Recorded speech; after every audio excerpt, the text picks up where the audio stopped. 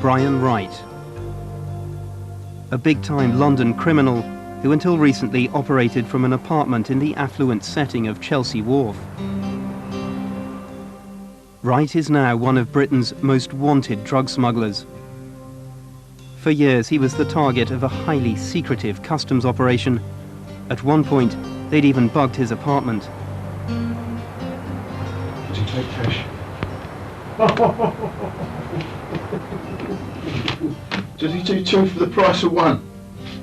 You might have twisted his arm with that department. What's he charging these days? Used to be a pony years ago. Well, it's only a monkey now. 50s, isn't he?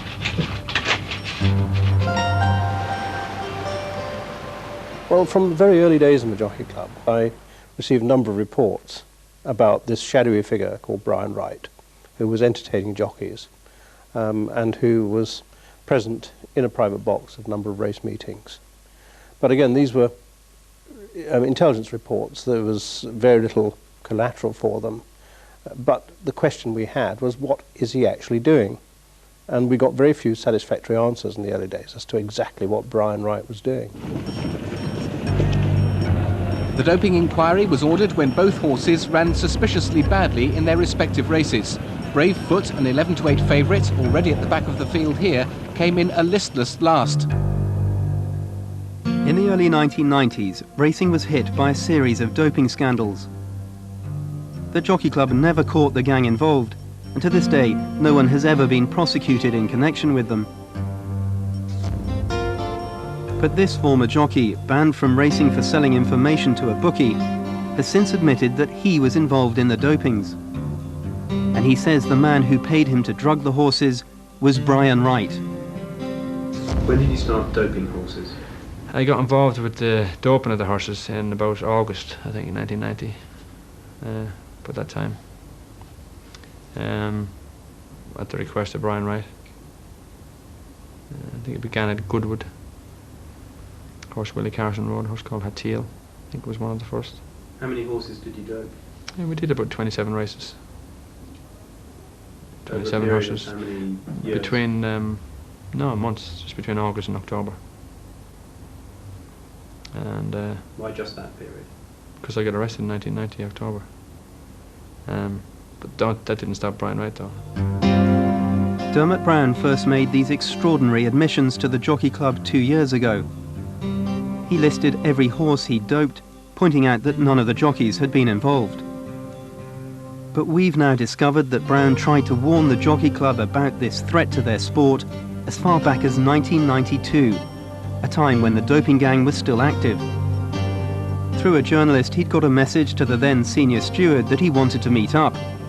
But the Jockey Club didn't want to know. I was willing to give him any information he wanted to. And if confidentially. If he'd offered you a deal, you would have been prepared to admit that you'd been involved Sure. in doping around 20 horses in 1990? Yes. And the systems that were being used and the people behind it? Yes. You would have named Brian Wright? Most certainly. Definitely. Would you have named the jockeys involved Yes. with Brian Wright? If you asked me to, yes. Definitely. And that wouldn't have bothered me in the slightest. When the Jockey Club finally decided to talk to Brown, they concluded that he was telling the truth. But they'd wasted 8 years in obtaining this vital evidence. A journalist came to you in 1992. He came to the Jockey Club and he urged you to take action on the issues that Dermot Brown was raising. He urged you to talk to Dermot Brown. Did you? Did we talk to Dermot Brown? No, no, we didn't talk to Dermot Brown. Was that a mistake? Well, with 20/20 hindsight, it might be. At the time, it seemed a reasonable decision to those who took those decisions. It was a huge misjudgment by the Jockey Club. It left Brian Wright free to bribe his way into the heart of racing. He recruited the jockey Barry Wright, despite the name no relation. And it was through this contact that he then met his most influential jockey, Graham Bradley. He began to pay them for exclusive insider racing intelligence. Brian Wright was betting tens of thousands of pounds, and he didn't want to leave anything to chance. Soon enough, he was getting the jockeys to fix races. once you've given them some information on a couple of horses have won, then they ring you up and say, well, what do you think of this horse today? And I'll say, well, yeah, I think he has a good chance of winning. And I'll say, well, you know, I'll bell you back. And then they ring back and say, look, we'd rather go with, you know, somebody else's horse in that race. You know, do you reckon you can finish second or third or whatever? I said, sure. How much? And I'd say, you know, something like maybe $5,000 or something like that. He was doing this in major races? Oh, yeah, fairly big races. Well, major races, Cheltenham Festival including, you know. The bigger the race, the bigger the money's at stake, you know. The bigger the race, the bigger the betting. Wright knew exactly how to keep his riders on side, and the Jockey Club watched him do it. They later compiled a secret report on Wright's corruption of horse racing. It revealed that jockeys, up to a dozen at a time, would be entertained in clubs and hotels where girls would be arranged and drugs supplied. Wright always paid the bill.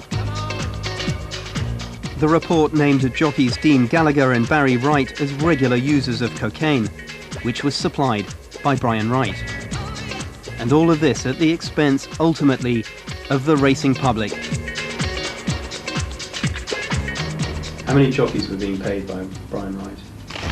Don't know exactly how many, but I saw quite a few. Obviously, I knew a lot of jockeys that were involved with him, and you know, we often talked about it, and you could see things going on. You knew what was happening anyway. Actually seeing them all collecting, you know, I never saw them all collecting the money, but I saw some of them collecting the cash. Who did you see being paid? I saw Brad collecting some. I saw Barry Graham Wright. Bradley? Yeah, so Barry Wright, amongst others, collecting cash. Sometimes he'd hand over an envelope, so you know, he didn't have to be Einstein to work out there was cash in it. By the end of the 1990s, Buffham and his intelligence unit had compiled a devastating picture of the extent to which Brian Wright had infiltrated their sport.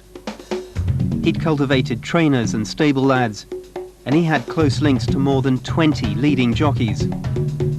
Wright had systematically corrupted racing, and the Jockey Club had failed to stop it.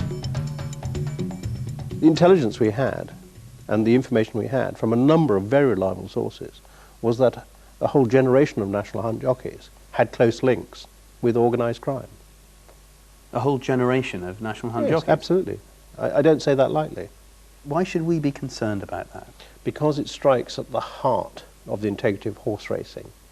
A jockey can directly affect the outcome of a race, and unless the jockeys are honest, unless the jockeys are riding their race honestly and fairly to the instructions of their trainers and their owners, then racing has no integrity.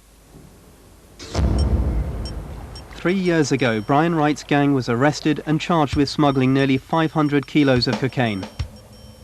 It would lead to one of the longest criminal trials in British history and sink the good name of British horse racing.